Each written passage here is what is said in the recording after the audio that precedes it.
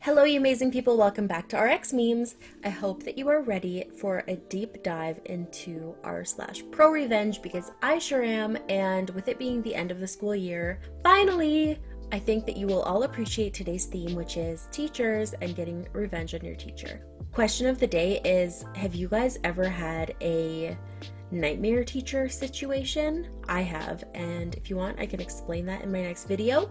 But without further ado, my socials are somewhere on the screen if you want to touch base, and I would love for you to subscribe if you haven't already and you like today's content, but let's get right into the video. I made my high school chemistry teacher lose his job. So it's been several years since this happened, so I finally feel okay telling this story via a throwaway. I went to a ghetto high school in a poor community, but my parents raised me to work my ass off so I could get out of there. My parents never went to college, but because of this, myself and my siblings have all gone to good schools out of state. I maintained a 4.0 until the year in question in high school, taking 5 advanced courses a year out of 6 total, with the last 6 not offering an honors alternative. I learned to get very little sleep because of the amount of work these courses required, and because my school didn't have tutoring aids or anything of the like. Didn't understand something? Tough shit. Get to Googling. So in one of my upperclassmen years, I signed up for an advanced chemistry course. I knew it would be hard, but assumed, like the rest of my courses, that if the class was minimally structured and Google came through per usual, I would be fine.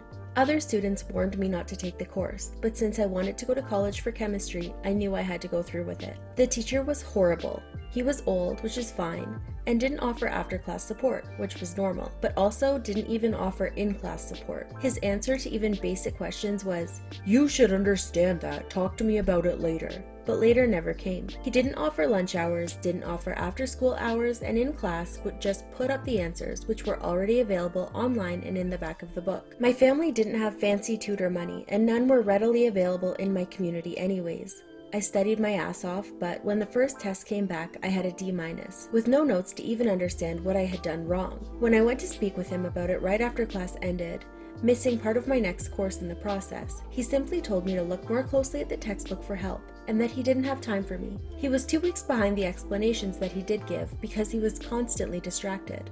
All of this is bad, but didn't deserve him being fired yet. What did was when he got dangerous. In an experiment working with hydrochloric acid, a plug held the concentrated stuff in a tube with some magnesium and reacted to form hydrogen bubbles. Well, one of the other students in my group didn't plug the thing properly, and the plug fell out, with the Mg being stuck in the tube now without the HCl. So I asked him how to get the tube back, expecting him to tell us to discard the HCl solution, rinse with water, and start over. I'd read the safety section in my textbook, which had this approach to working with acids. His response? He insisted that I stick my ungloved hand in the solution and just grab the plug, and then still in the solution, plug it back in. He wouldn't even put his own hand in to do it, so my high school self thought this was an inherently bad idea. I took some more Mg from the workbench and kept adding it to the solution until it stopped reacting, eating up all the HCl to just leave water. And it kept getting worse. One day, he brought what he claimed were illegal fireworks into the classroom and started setting them off. He thought it was funny to point them at us, wearing no safety equipment or goggles, and hoodies that could have easily caught the fiery things. He frequently would leave the room while a group of high school kids were playing with Bunsen burners and caustic chemicals, so in combination with the total lack of education I was getting, I didn't feel safe. Did I mention he was sexist too? I'm a girl, by the way. All of the boys got A's on tests with no explanations. He even lost one of the other boys' tests and straight up said in front of me and the rest of the class that we would just give him an A-, assuming that he had done well. Later on, I asked the other student for help understanding something, and even he didn't know what was going on in the course, so I knew it was just bullshit. Every other girl I asked was getting the same inexplicable grades as I was. This wasn't unusual on its own either, as I lived in a very conservative area and had several sexist teachers, just usually they'd at least still grade fairly. Last contextual thing.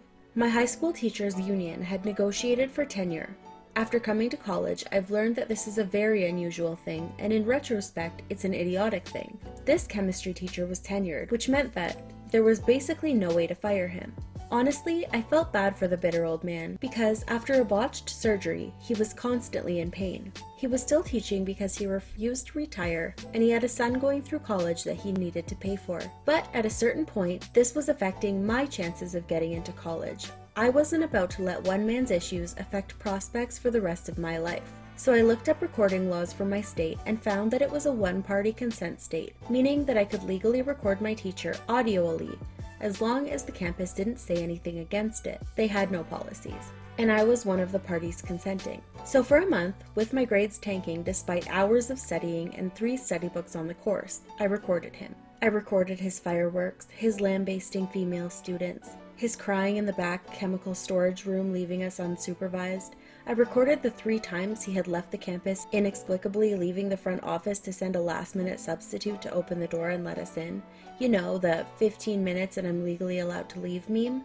That was a constant joke for my class. And then I made a throwaway Gmail to make a throwaway Dropbox account, big at the time. I uploaded everything and emailed it to my superintendent with the ultimatum that if something wasn't done, I would email the recordings to the local news, and that I really didn't want to do that. Within a day I heard back, with her assuring me that I wouldn't be punished for ratting him out. My parents, her, and myself met. We went over my grades, my unmarked tests and my homework, and the videos. They asked me first to talk over my concerns with the teacher, and I said that I was uncomfortable with that given his treatment of female students. The superintendent said that she wouldn't tell the teacher who had submitted the evidence, but that they needed to speak with him about the concerns to hear his side of the story. My parents and I said that was completely reasonable, as long as my name was never mentioned. The next day, the teacher said he needed to speak with me after class alone. I told him I couldn't as I had another course after that, and he said that it was important. I turned my phone's recorder again right before the class ended, and as I was packing up, he approached me. Due to the shape of the classroom, I was literally backed into a corner and would have had to push this man to the side to get out. He then started saying that one of the students in the course had brought unfounded concerns and lies to the administration about what was going on in the course, and that he knew we hadn't always gotten along well, but that he hoped I wouldn't have done that to him. I lied through my teeth and said that I didn't know what he was talking about, that he was making me uncomfortable by blocking my access to the door, and that I was late for my next class. He didn't even deny what I was saying, just said that since clearly I had a problem with him, he'd be willing to stay after class to help me, specifically, since it seemed like I was struggling so much. After that, I told him I really needed to get to my next course, and he finally moved. I emailed the superintendent that recording during my next course and CC'd my parents. My parents were furious. The superintendent was mad too because while my parents were poor, they dressed up nicely. My mom was an expert in bluffing about getting a lawyer that we totally couldn't afford, so a liability lawsuit was probably ringing through the lady's mind. Since the district couldn't fire him, he was put on immediate permanent medical leave while the district was still paying his full pay. They gave us one unqualified substitute after another. 2 months before the national exam for the course, they gave us a female teacher that they had pulled out from retirement, but that had actually taught the advanced chemistry course for years. She was a godsend, and even held 8-hour Saturday classes so that we could catch up with the curriculum at least enough to pass the class. In those 2 months, we covered just enough of the test material that our class had a 50% pass rate. According to my upperclassmen friends, this was a lot higher than it had been for their years, with less than 10% of the class passing. The superintendent also wrote me a thank you college recommendation letter, partially to keep me quiet and partially because they had been trying to get rid of this guy for years. My little sister took this course a couple of years after me and said that the new teacher was competent and that they were still at that 50% pass rate. Give me the right grades or my dad will ruin you. So let's start with this. I was a 9th grader with average grades. If you think A's and a couple of B's are average, and in my school, as long as you had no B-, you were considered an honor student. Here's the thing. It was a new quarter and almost 5 of my old teachers resigned. Only 2 old teachers remained and the school had to hire a few new ones. They even accepted new grads. Since they couldn't be choosy, the 5 teachers I mentioned were all in high school and had them teach their respective fields.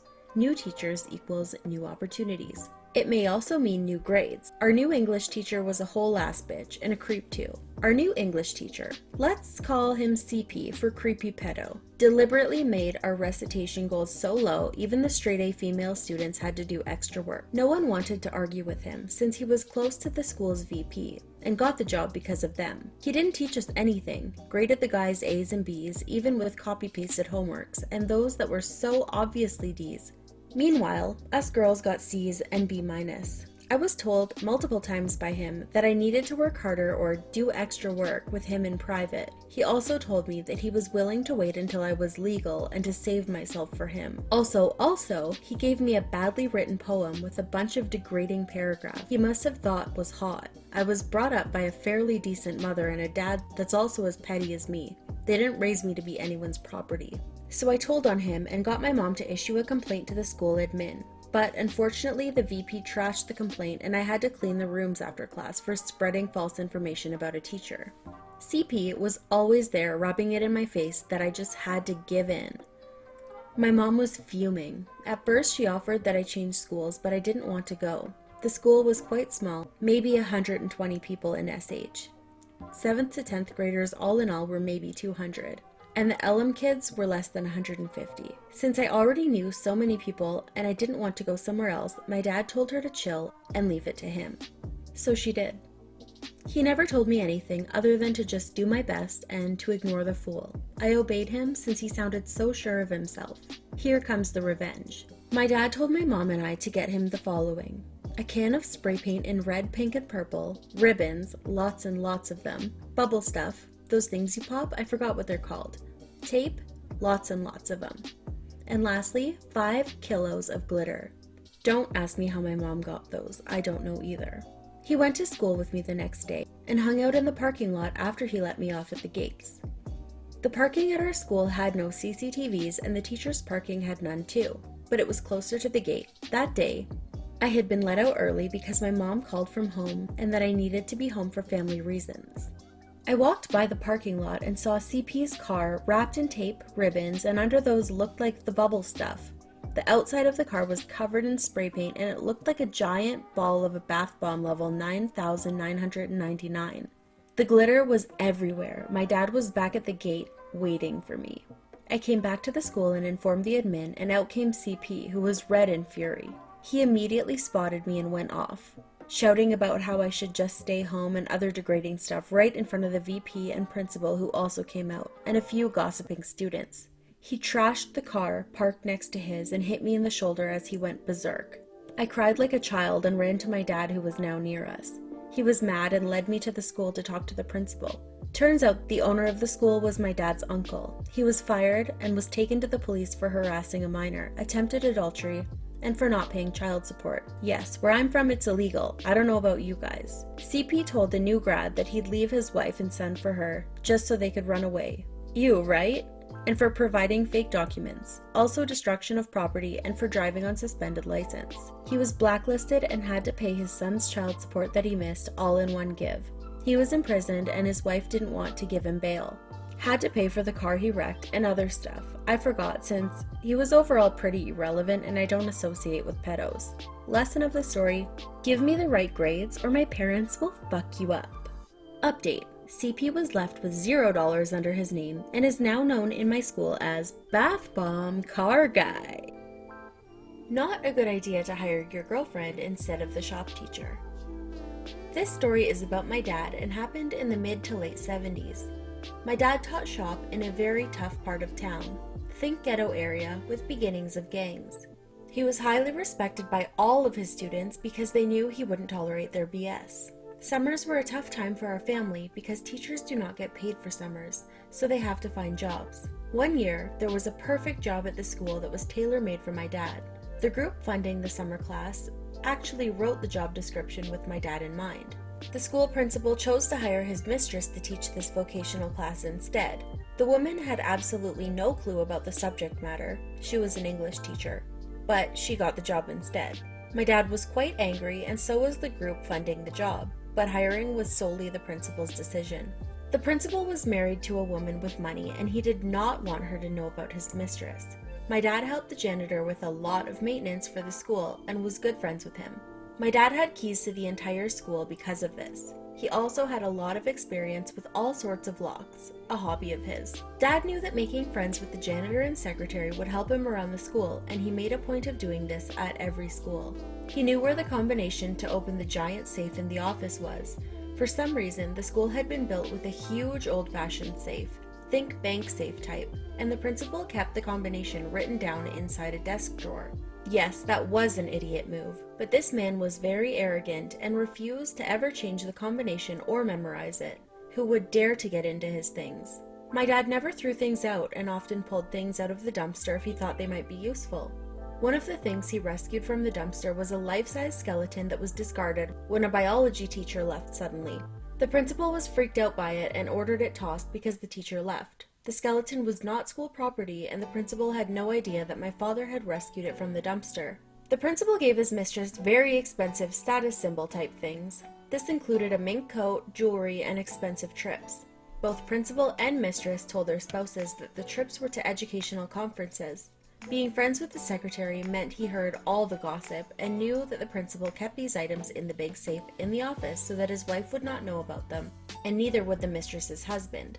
Being really irate about the job, because he had to find something else, and because the kids would learn nothing from this job training course, my dad decided to set up revenge. He took the skeleton to the safe and dressed it in the mink coat and fancy jewelry. He put the skeleton on a stand that held it upright inside this big safe, then he left for the summer. On the last day of the summer course, the principal and his mistress were getting ready to take a week-long trip together. They told their spouses it was for a conference. Then they went to get the coat and jewelry so the mistress would have a chance to wear them. The mistress didn't care that it was summer, she wanted to wear the coat. Yes, this makes no sense, but she was super status conscious and wanted to show it off. She was that kind of person. When the principal opened the safe, he saw the skeleton in the coat and jewelry. He had a panic attack. He had no history of heart trouble that he and his mistress thought was a heart attack. They called an ambulance. Mistress went to the hospital wearing the jewelry that she grabbed while waiting for the ambulance. The coat was left on the skeleton in the safe. Wife showed up at the hospital and met the mistress in her jewelry. It was very distinctive and a style the wife had asked her hubby for on several occasions. The wife knew a teacher could never afford it. When principal and mistress left in the ambulance, no one thought to lock the safe. The door was just pushed shut, but it had a big wheel that had to be turned to lock it. Wife went to the school to see what was in her husband's office about the mistress, and she saw her dream coat in the safe. The wife never saw the skeleton because the janitor took it out of the safe after the ambulance left. Principal knew he was in a lot of trouble with his wife and the school board. He kept ranting about a skeleton, but it wasn't there, and he was the only one who saw it other than mistress. The school board thought he was delusional and had violated a morality clause in his contract. He got divorced and couldn't take any money from his wife because she proved his adultery. The mistress wouldn't talk to him or say anything about the situation because she didn't want to incriminate herself. After the principal was fired, his secretary testified about his mistress and all the money spent on her at the divorce proceedings. He literally lost everything, including his pension. His wife got it all. The mistress tried to lie to her husband about why she was there and said the jewelry was from a contest for best teacher. Her husband divorced her and got custody of their kids, not common in divorce at the time, because of her infidelity being a bad influence on the kids. She got fired and had to give the jewelry to the principal's wife. The school board did an audit of the school budget. The principal got arrested for fraud and embezzling because he used school money for the coat and trips that he and his mistress took that were supposedly for educational training. My dad thought this was all exactly what the principal and his mistress deserved. He would not have said anything about this matter if they didn't take a really good paying summer job away and they didn't leave a bunch of kids stuck in a class where they would learn nothing, because all the teacher could do was tell them to read the book. She couldn't do any of the projects that were part of the course because she was an English teacher and not a shop teacher. To be honest, I think depriving the kids of solid job skills that the class was designed to teach upset him even more than having to find a different summer job. He did enjoy having a different principal the next year. Teacher tries to get me to fail. I get him fired. So, a bit of background information. This happened while I was in 8th grade and includes my science teacher. Also, obligatory English isn't my first language. On mobile, yada yada yada. So for some reason, my 8th grade science teacher hated me. He was one of the 2 science teachers for our grade, so he could basically do what he wanted in our class and get away with it since the school didn't have a replacement. He would do all sorts of petty stuff to me, like grading tests and practical assignments wrong. You had to do the practical assignments with a partner, so he got bad grades because of me too. He would accuse me of breaking tools, which I saw him break beforehand, and give them to me. So one day I was homesick, on purpose, from school, and on that day we had a major science test. So at like 3 p.m. in the afternoon I sent him a message. Hey science teacher, OP here. Since I was sick today, can I maybe make the test on Monday? He sends me a response 2 days later at 1 a.m. Okay, let's see where this goes. The message read as follows: Monday 8:15, classroom 320, no calculator. He always acts passive-aggressive with me, but what he didn't know is that I conspired with 2 of my classmates and they recorded him in the lesson saying, "You can use a calculator for the whole test." We recorded everything when this man made an announcement, and he only did it once every 2 lessons so our phones didn't get filled up. And I have been filming him breaking stuff and giving them to me at the practical assignments and then recording him accusing me of breaking it. While the lessons were going on, almost everyone was on messing around with their phones, so it wasn't out of the ordinary for me to have my phone out. So when I showed up to make the test, he was about 10 minutes late. He was 10 minutes late. He said, "I hope you remember, no calculator." I just said, "Got it," and made the test. Now this test was almost impossible without a calculator. I saw him laughing to himself the entire time. So 2 weeks go by, yes, really, and I get my grade. I got a 3 out of 10. I think that's like an F, I don't know. So I did what anyone would do. Gathered my 2 friends who had the evidence on their phones and went to the principal. I explained the whole situation and showed him all of the footage that we had gathered. He called the science teacher in and asked us to leave the room. 5 minutes later, he calls us back in. He informs us that we will all be suspended for 5 days for filming a teacher, but that the teacher will be fired and never allowed to work at that school again. Oh, and if you're wondering, I was allowed to retake the test and got a 9 out of 10. Needless to say, I felt pretty good afterwards. College professor passes out handwritten textbook. This is a story I recall from college. As any college student is aware, textbooks have been a scam for a very long time. Some professors used it to their advantage. In fact, one professor I had assigned 5 required books for his class, 4 of which he authored or co-authored and received royalties from that we barely used. One of my favorite professors was fed up with the college textbook scam. He authored an engineering textbook, but was furious at the price the bookstores were charging students. The publisher and the university owned most of the rights to the textbook, so he didn't have any control over pricing or distribution. He did find one caveat to the publisher's contract. Even though he could not reproduce and distribute printed copies of the book or any of its contents, it didn't say anything about non-print content.